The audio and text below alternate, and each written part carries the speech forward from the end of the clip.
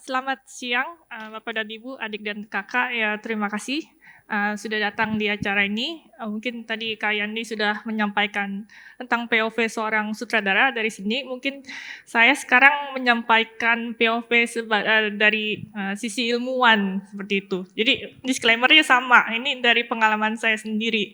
Ya, belum tentu semuanya bisa apply. Jadi ya. Nama saya Karina Jo, saya seorang ilmuwan, tepatnya seorang biotechnologist. Ya, jadi ngomongin tentang laboratorium, eksperimen, dan juga obat-obatan. Ya. Jadi background saya dari Jakarta. Saya sekolah di SMAK 1 Penabur, kemudian saya sekolah S1 di Hong Kong, mengambil jurusan bioteknologi. Ya, tapi saya tidak selalu menjadi saintis. Setelah itu saya sempat sekolah commercial cookery. Saya pernah menjadi chef, dan setelah itu karena saya lebih suka sains, jadi saya balik lagi sekolah master di Australia, bioteknologi juga, dan PhD di RMIT, bagian bioteknologi juga.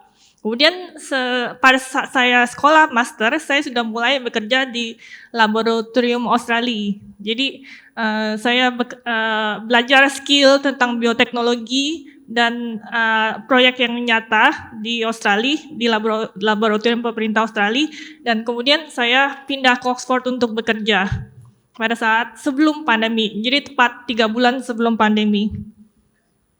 Nah, jadi apa yang saya pelajari di Australia, ya bagaimana cara menggunakan sel-sel atau organisme untuk membuat produk, biasanya tentang obat-obatan, ya yang sesuai dengan standar dunia. Kita memakai CGMP yang biasanya diwakili oleh FDA, Food and Drug Administration, dan EMA, European Medicine Agency. Jadi kita membutuhkan skill yang terarah dan terlatih untuk membuat obat-obat tersebut. Proyek yang saya tangani ya seputar vaksin dan obat-obatan seperti vaksin rotavirus ya yang kita distribusikan di India.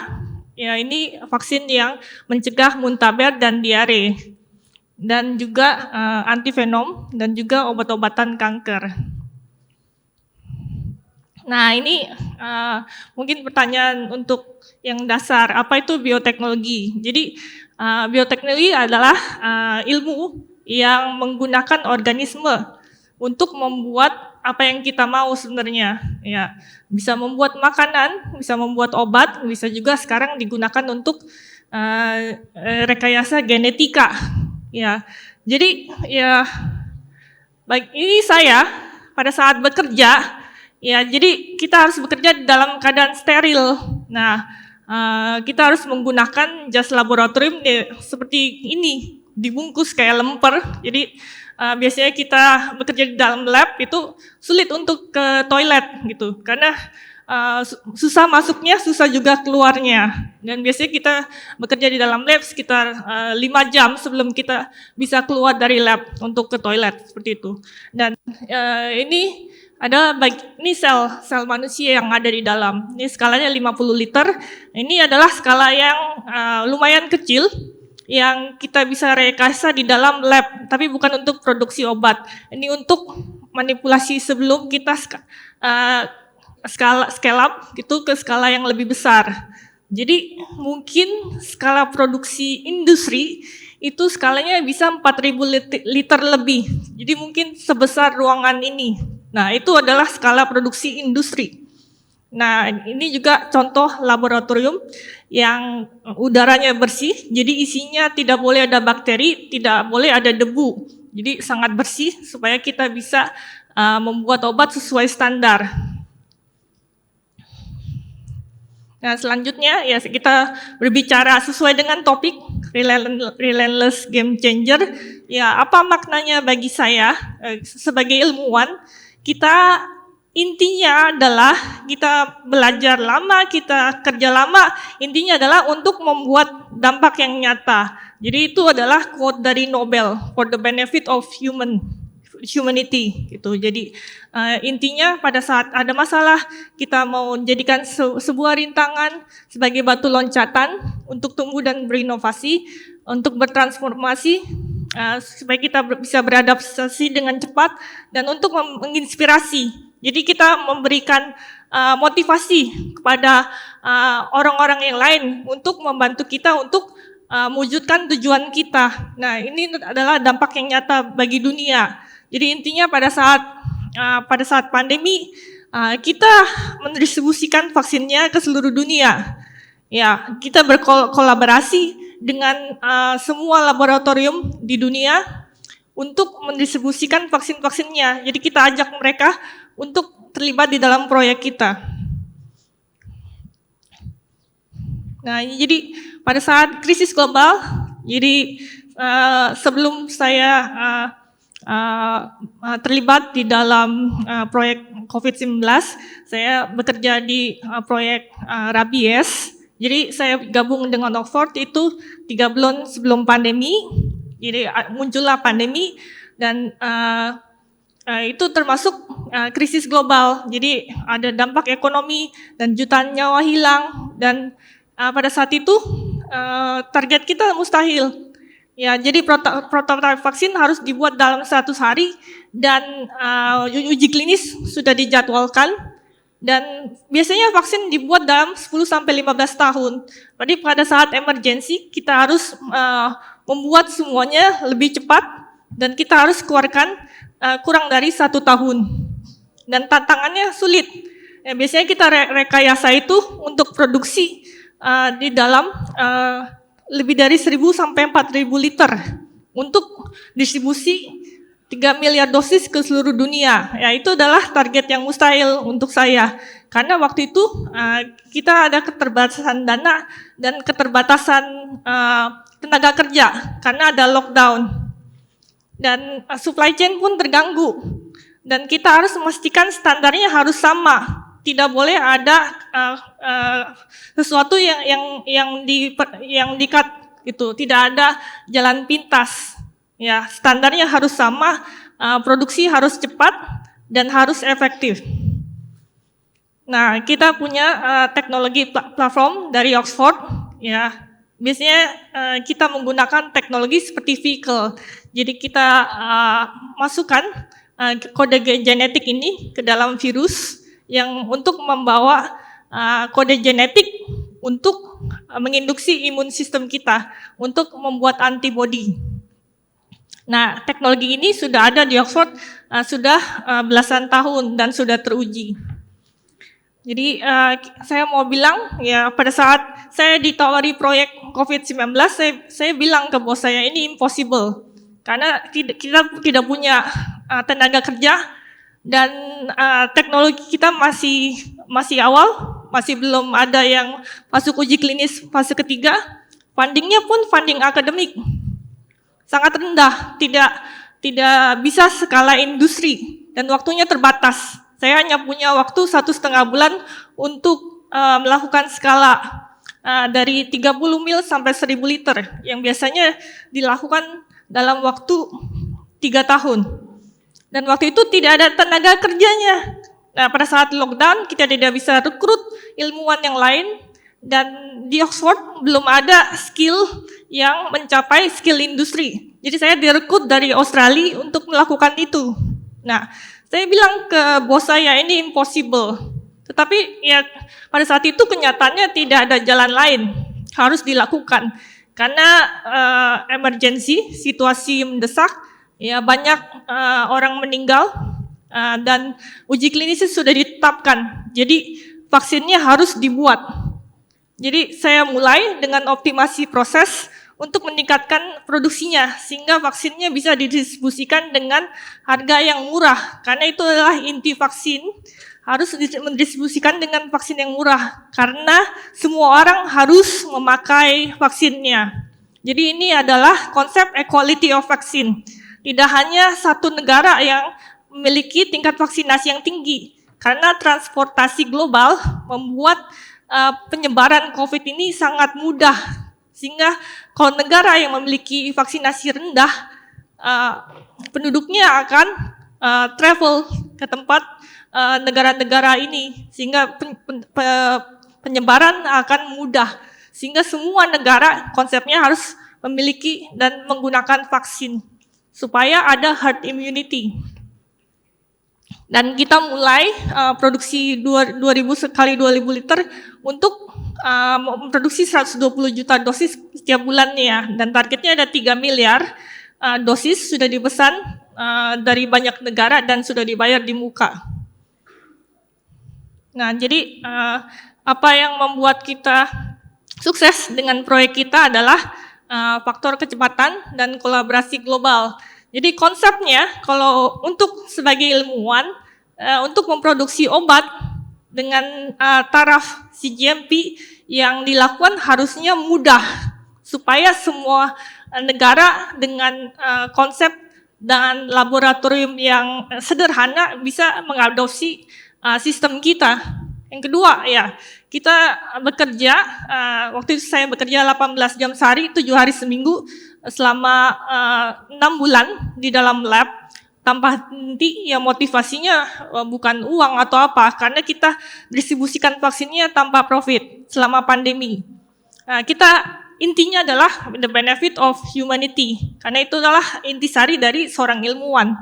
Dan kita membuat model manufaktur yang bisa didistribusikan ke seluruh dunia, dan kita apply jalur kritis untuk emergency use authorization. Jadi adalah jalur normal untuk distribusi vaksin yang saat itu kritikal untuk dunia.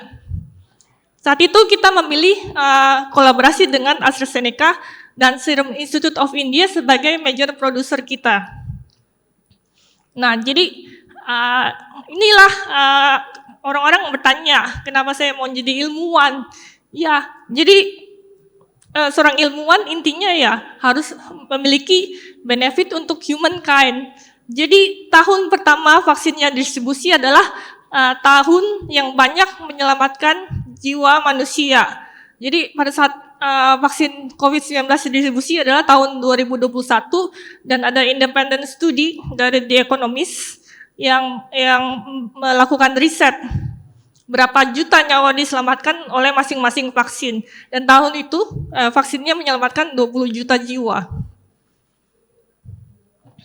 Nah, ini adalah perbedaan vaksin yang saya terlibat dengan vaksin komersial yang lainnya. Jadi kalau vaksin Pfizer atau BioNTech diproduksi oleh negara maju saja, tetapi vaksin Oxford AstraZeneca kita berikan teknologinya ke semua negara yang berkembang. Ya, kenapa? Karena kita percaya dengan teknologi equality. Nah, yang menguasai pasar vaksin tidak hanya perusahaan farmasi saja, tetapi negara tempat di mana mereka distribusi. Ya, contohnya pada saat outbreak dari virus Delta, nah pada saat itu partner kita Serum Institute of India melarang ekspor vaksin. Padahal mereka adalah partner terbesar kita untuk produksi vaksin. Serum Institute of India adalah manufaktur vaksin terbesar di dunia. Tapi pada saat outbreak, mereka melarang ekspor. Karena apa? Mereka mau melindungi penduduk mereka sendiri. Tetapi karena kita memilih distribusi teknologi ke semua negara, termasuk negara Asia, jadi kita memiliki partner yang bisa mensuplai vaksinnya ke negara yang lain, seperti Thailand dan Korea. Jadi itulah moto kita. Jadi teknologi tidak hanya disembunyikan dan dikomersialisasi, tetapi digunakan untuk the benefit of humankind. Dan karena itu kita bekerja sama dengan manufaktur atau pabrik obat di 5 benua, di 15 negara dengan 25 fasilitas produksi. Nah, ini adalah foto-foto dari semua pihak yang terlibat di Oxford AstraZeneca vaksin. Jadi pada saat kita bekerja remote secara online. Jadi kita belum pernah bertemu dengan partner kita sebenarnya yang yang terlibat di dalam proyek Oxford AstraZeneca vaksin ini. Tetapi setelah kita berhasil memproduksi miliaran dosis dan kita yakin aman, kita undang mereka untuk selebrasi di Oxford University. Jadi di sini ada campuran antara pemerintah Inggris, Secretary of Health, dan juga industri dan akademia. Dan kita bilang terima kasih atas kontribusinya. Ya, kita sudah berhasil memproduksi miliaran dosis dalam waktu yang singkat, yang merupakan rekor dunia pada saat itu.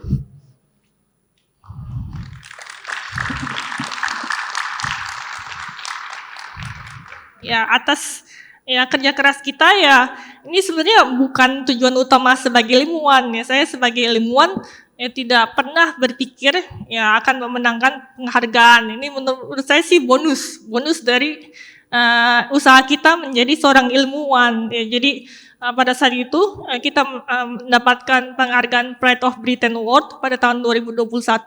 Ya, yang lucunya itu penghargaan diberikan oleh Stephen Fry yang dari Cambridge, dan mereka pada saat menyerahkan penghargaannya, ya sedih katanya, saya dari Cambridge tapi saya harus menyerahkan penghargaan ke Oxford gitu.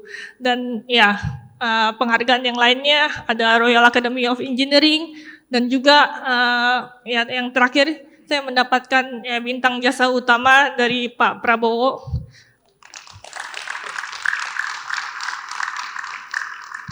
Dan menjadi profesor di Universitas Airlangga. Dan mungkin sedikit masukan atau motivasi kepada generasi muda. Ya, menurut saya sih sains itu penting, karena inovasi ini banyak menyelamatkan nyawa. Jadi jangan takut untuk mengambil sains. Ini sebenarnya bisa dipelajari, jangan takut gitu. Jadi semuanya sekarang sudah ada informasinya beredar di website apa saja jurusan yang mengandung sains, dan kolaborasi adalah kunci. Kita tidak bisa bekerja sendiri-sendiri. Itu kunci kesuksesan Oxford adalah kita berkolaborasi dengan setiap negara di 5 benua. Ya, seperti quotes gitu. Kalau mau pergi sendiri ya cepat. Tapi kalau kalian mau pergi jauh, ya kita harus mengajak kolaborasi dengan orang yang lain. Dan ya, sebenarnya kunci untuk menjadi ilmuwan adalah relentless atau resilience, seperti itu. Banyak kegagalan yang kita alami sebagai ilmuwan, tapi kita harus belajar darinya. Dan kita harus memiliki mimpi dan kita harus mengikutinya supaya kita bisa mengubah dunia, mungkin satu persatu dari yang kecil dulu. Jadi ini untuk quote yang terakhir saya pilih ini yang saya pernah dengar dari komedian sebenarnya, namanya Jimmy Carr. So dia bilang, it's not the pursuit of happiness, it's the happiness of pursuit. Karena kita tidak merasa senang atau tidak merasa fun pada saat kita memiliki sesuatu. Yang menarik sebenarnya adalah bagaimana mendapatkannya itu. Dan sebenarnya bukan destination dan bukan journey-nya. Sebenarnya karakter kalian yang dibentuk pada saat kalian mendapatkan hasilnya itu. Nah, seperti yang Jensen Huang, CEO Nvidia bilang, I wish you pain and suffering.